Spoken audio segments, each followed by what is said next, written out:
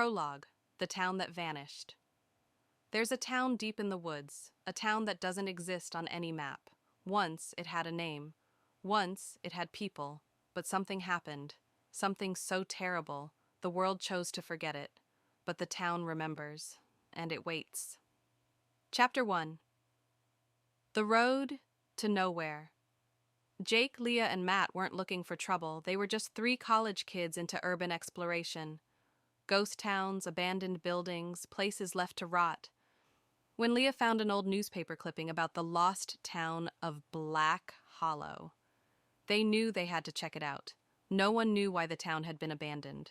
No records, no history, just whispers. Jake grinned. A whole forgotten town? This is gonna be awesome. They packed up their gear and drove into the woods. The road was narrow and cracked, overtaken by roots and moss. The deeper they went, the more unnatural it felt, like the trees were watching them. Then, suddenly, the town appeared, perfectly preserved, houses intact, streetlights still standing, even cars parked along the roads as if their owners had simply stepped away. But there was no sound, no birds, no wind, nothing. Just an empty town, waiting. Chapter 2. Something's not right. They wandered through the streets, taking photos. Everything was eerily frozen in time. A newspaper dated 1953 lay on a front porch, its pages untouched by age. Plates of food sat on dinner tables, moldy but uneaten. An old radio played static, even though it wasn't plugged in. Then Matt saw it. A child's bicycle in the middle of the road, tipped over as if its rider had just disappeared. Leah shivered. This place feels wrong. But Jake brushed it off. Come on, this is amazing. It's like everyone just vanished. Matt checked his phone. No signal. They decided to stay until sunset, but as the light faded, so did the town. Shadows stretched too long, bending at unnatural angles. The houses, once intact, now looked decayed and broken, as if they had always been ruins. And the worst part? They weren't alone. Chapter 3. The Figures in the Windows. As Leah set up her camera in the middle of the street, Matt pointed to a house. There, someone's watching us. Jake followed his gaze. A dark figure stood in an upstairs window, motionless, watching. Holy it, Leah whispered.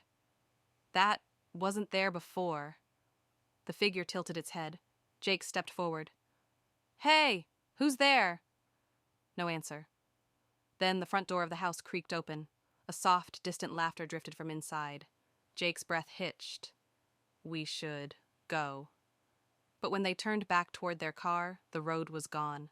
Where the path should have been, there was only an endless stretch of trees. No way in, no way out. Chapter 4. They remember a psychery. Panic set in. Matt sprinted down the road, screaming. The car was right here. Where is it? Leah's voice trembled. This isn't possible. This isn't real. Then, the streetlights flickered on. One by one, doors creaked open across the town. A chorus of footsteps echoed in the distance. Shadows spilled from every doorway, every alley. Shapes too thin, too tall, moving without sound. A voice whispered, right next to Jake's ear. You shouldn't have come. Cold breath brushed his skin. Jake turned. No one was there. Leah was sobbing. They're everywhere. They're everywhere. Matt grabbed her wrist. Move now!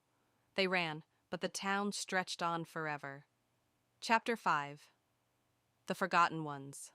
The figures didn't chase them. They herded them. Every turn led back to the same house. The one with the open door. Jake panted, his chest burning. It's a trap. Matt shook his head. What do we do? Leah looked up, her eyes wide with terror. The town was abandoned because they never left.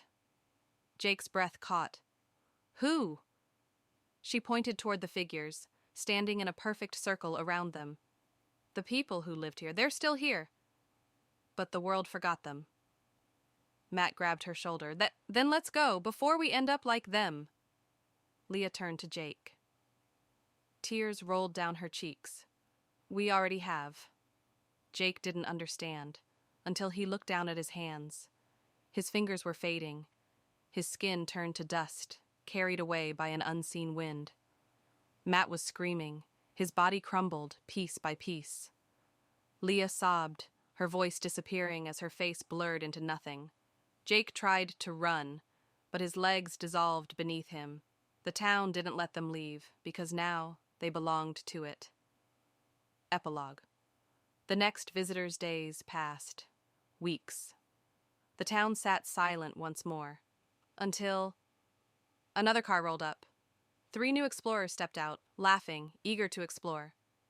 They looked around at the empty streets, and in the upstairs window of the old house, 3 new figures stood watching, waiting.